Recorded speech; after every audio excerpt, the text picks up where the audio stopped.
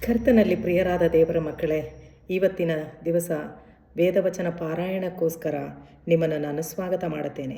ಇವತ್ತಿನ ವೇದವಚನಕ್ಕೋಸ್ಕರ ರೂತಳ ಪುಸ್ತಕ 1ನೇ ಅಧ್ಯಾಯ 14ನೇ ವಾಕ್ಯದಲ್ಲಿ, ಓರ್ಪಳು ಅತ್ತೆಯನ್ನು ಮುದ್ದಿಟ್ಟು ಹೊರಟು ಹೋದಳು, ರೂತಳಾದರೂ ಅತ್ತೆಯನ್ನೇ ಅಂಟಿಕೊಂಡಳು.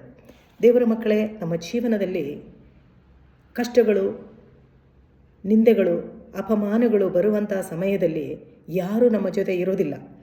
ನಮ್ಮ ಜೀವನದಲ್ಲಿ ಎಲ್ಲ ಸೌಕರ್ಯಗಳು, ಹಣ ಎಲ್ಲ ಇರುವಂಥ ಸಮಯದಲ್ಲಿ ಜನರು ನಮ್ಮ ಜೊತೆ ಇರ್ತಾರೆ.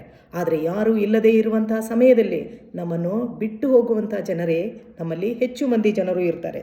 ಆದರೆ ಇಲ್ಲಿ ರೂತಳ ಪುಸ್ತಕದಲ್ಲಿ ಏನು ಹೇಳ್ತಾ ಇದ್ದಾರೆ ಅಂತಂದರೆ, ರೂತಳಾದರೂ ಅತ್ತೆಯನ್ನೇ ಅಂಟಿಕೊಂಡಿದ್ದಳು. ಈ ರೂತಳ ಅತ್ತೆ ಯಾರು? ನೊಯೋಮಿ. 1ನೇ ಅಧ್ಯಾಯ ನೀವು ಓದುವುದಾದರೆ ಅಲ್ಲಿ ಹೇಳುತ್ತದೆ, ನೊಯೋಮಿ ಅವಳ ಗಂಡನನ್ನು ಕಳೆದುಕೊಂಡಳು, ಅವಳ 2 ಗಂಡು ಮಕ್ಕಳನ್ನು ಕೂಡ ಕಳೆದುಕೊಂಡಳು, ಅವಳಿಗೆ ಆಸ್ತಿಯಾಗಲಿ ಯಾವುದೂ ಇಲ್ಲ, ಅವಳು ಬಹಳ ವೃದ್ಧೆಯಾದಂಥ ಸ್ತ್ರೀಯಾಗಿದ್ದಳು. ಹೀಗಿರುವಲ್ಲಿ ನೊಯೋಮಿಗೆ ರೂತಳಿಗೆ ಕೊಡಬೇಕಾಗಿರುವುದು ತನ್ನ ಕೈಯಲ್ಲಿ ಯಾವುದೂ ಇಲ್ಲ. ಆದರೂ ಕೂಡ ರೂತಳು ಅತ್ತೆಯನ್ನು ಅಂಟಿಕೊಂಡಿದ್ದಳು. ಎಂಥ ಅಪಾರವಾದಂಥ ಪ್ರೀತಿ ಅದು. ಆದರೆ ಓರ್ಪಳಾದರೋ ಈ ಲೋಕದ ಪ್ರಕಾರ ಅವಳು ತನ್ನ ದಾರಿಯನ್ನು ನೋಡಿಕೊಂಡು ಹೋದಳು. ಆದರೆ ರೂತಳು ವೃದ್ಧೆಯಾದ ಅತ್ತೆಯನ್ನು ಕೈಬಿಡದೆ ಅವಳ ಜೊತೆಯಲ್ಲಿ ಇರುತ್ತೀನಿ ಅಂತ ವಾಗ್ದಾನ ಮಾಡಿದಂಥ ಆಕೆಯ ಆ ಒಂದು ಪ್ರೀತಿ ನಮಗೆ ಬಹಳ ಅದ್ಭುತಕರವಾಗಿ ತೋರುತ್ತದೆ. ರೂತಳ ಪುಸ್ತಕದಲ್ಲಿ 4 ಅಧ್ಯಾಯಗಳಿದೆ, ಅದರಲ್ಲಿ 85 ವಚನಗಳಿದೆ. ಅದ್ಭುತವಾದಂಥ ಪುಸ್ತಕ, ಒಂದು ಹೆಂಗಸಿಗೆ ಆ ಹೆಸರಿಟ್ಟು ಬರೆದಂಥ ಪುಸ್ತಕ. ಇದಲ್ಲದೆ ಎಸ್ತೇರಳ ಪುಸ್ತಕ ಮತ್ತು ರೂತಳ ಪುಸ್ತಕ, ಇದೆರಡು ಹೆಂಗಸಿಗೆ ಕೊಟ್ಟಿರುವಂಥ ಈ ಪುಸ್ತಕವಾಗಿದೆ. ಈ ರೂತಳ ವಿಷಯವಾಗಿ ನಾವು ನೋಡಿದರೆ, ರೂತಳು ಒಂದು ಮೋಯಾಬ್ಯ ಸ್ತ್ರೀ ಆಗಿರುತ್ತಾಳೆ. ಇವಳು ಇಸ್ರಾಯೇಲ್ ಮನೆತನದವಳೇ ಅಲ್ಲ, ದೇವರ ಮಕ್ಕಳ ಗುಂಪಿಗೆ ಸೇರಿದವಳು ಅಲ್ಲ.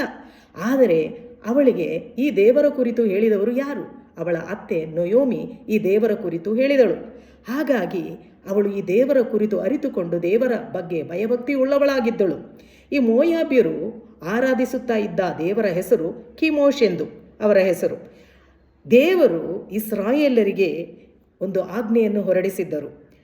ಧರ್ಮೋಪದೇಶ ಕಾಂಡ 23ನೇ ಅಧ್ಯಾಯ 3ರಿಂದ 4ನೇ ವಚನದಲ್ಲಿ ಏನು ಹೇಳ್ತಾ ಇದೆ ಅಂತಂದರೆ, 3ನೇ ವಚನದಲ್ಲಿ, ಅಮೋನ್ಯರಾಗಲಿ ಮೋಯಾಬ್ಯರಾಗಲಿ ಯೆಹೋವನ ಸಭೆಗೆ ಎಂದೂ ಸೇರಬಾರದು, ಅವರ ಸಂತತಿಯವರು 10ನೆಯ ತಲೆಯವರೆಗಾದರೂ ಯೆಹೋವನ ಸಭೆಗೆ ಸೇರಬಾರದು ಎಂದು ಬರೆದಿದೆ. ಆದರೆ ಇಲ್ಲಿ ಈ ರೀತಿ ಒಂದು ಕಾರ್ಯ ಇದ್ದರೂ ಕೂಡ ರೂತಳು ತನ್ನ ಅತೀವವಾದಂಥ ದೇವರ ಮೇಲಿರುವ ಭಯಭಕ್ತಿಯಿಂದ ಈ ಒಂದು ಶಾಪವನ್ನು ಅವಳು ಬದಲಾಯಿಸಿದಳು. ದೇವರ ಸನ್ನಿಧಿಗೆ ಬರುವಂಥವಳಾದಳು. ಅದಲ್ಲದೆ 1ನೇ ಅಧ್ಯಾಯ 6ರಿಂದ 17ನೇ ವಾಕ್ಯದಲ್ಲಿ ಏನು ಹೇಳ್ತಾ ಇದೆ ಅಂತ ಅಂದರೆ, ನೀನು ಎಲ್ಲಿ ಹೋದರೂ ನಾನು ಅಲ್ಲಿಗೆ ಬರುವೆನು, ನೀನು ವಾಸಿಸುವಲ್ಲೇ ನಾನು ವಾಸಿಸುವೆನು, ನಿನ್ನ ಜನರೇ ನನ್ನ ಜನರು, ನಿನ್ನ ದೇವರೇ ನನ್ನ ದೇವರು, ನೀನು ಸಾಯುವಲ್ಲೇ ನಾನು ಸಾಯುವೆನು, ಅಲ್ಲೇ ನನಗೆ ಸಮಾಧಿಯಾಗಬೇಕು, ಮರಣದಿಂದಲ್ಲದೆ ನಾನು ನಿನ್ನನ್ನು ಅಗಲಿದರೆ ಯೆಹೋವನು ನನಗೆ ಬೇಕಾದದನ್ನು ಮಾಡಲಿ ಎಂದು ಹೇಳಿದಳು. ರೂತಳ ಈ ಪ್ರೀತಿ, ರೂತಳ ಈ ಭಯಭಕ್ತಿ, ಅವಳು ಬಹಳ ಒಂದು ಗೌರವವನ್ನು ಕೊಡುವಂಥ ವ್ಯಕ್ತಿಯಾಗಿದ್ದಳು. ಅದರಿಂದ ರೂತಳು ಆಮೇಲೆ ಜೀವನದಲ್ಲಿ ರೂತಳನ್ನು ಆಶೀರ್ವಾದ ಮಾಡಿ ಅವಳಿಗೆ ಒಂದು ಜೀವನವನ್ನು ಕಲ್ಪಿಸಿಕೊಟ್ಟಂಥವರು. ದೇವರ ಮಕ್ಕಳೇ, ದೇವರ ಸನ್ನಿಧಿಯಲ್ಲಿ ನಂಬಿಕೆಯಿಂದ, ಗೌರವದಿಂದ, ಹೆತ್ತವರನ್ನು ಕೈಬಿಡದೆ, ವೃದ್ಧೆಯರನ್ನು ಕೈಬಿಡದೆ, ಅನಾಥರನ್ನು ಕೈಬಿಡದೆ, ಅವರ ಆ ಕಷ್ಟದಲ್ಲಿ ನಾವು ಹೊಣೆಯಾಗಿದ್ದರೆ, ಜವಾಬ್ದಾರಿಯಿಂದ ನಾವು ನಡೆದುಕೊಂಡರೆ, ಸರ್ವಶಕ್ತನಾದ ದೇವರು ನಿಮ್ಮನ್ನು ಎಲ್ಲಿ ಹೋದರೂ ಕಾಪಾಡುವಂಥ ದೇವರಾಗಿದ್ದಾರೆ. ದೇವರು ಈ ವಾಕ್ಯಗಳಿಂದ ನಿಮ್ಮನ್ನು ಆಶೀರ್ವದಿಸಲಿ.